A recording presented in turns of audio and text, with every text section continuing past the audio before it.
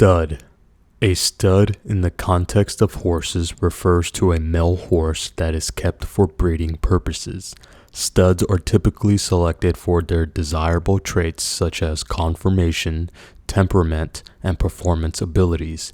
They are used to produce offspring with the intention of improving or maintaining specific qualities in a particular breed or bloodline.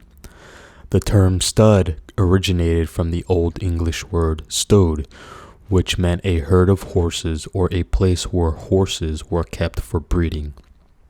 Over time, it became associated with a male horse specifically used for breeding purposes. Now let's use stud in an example sentence. The champion racehorse retired to become a stud, where he sired numerous fowls that inherited his exceptional speed and endurance.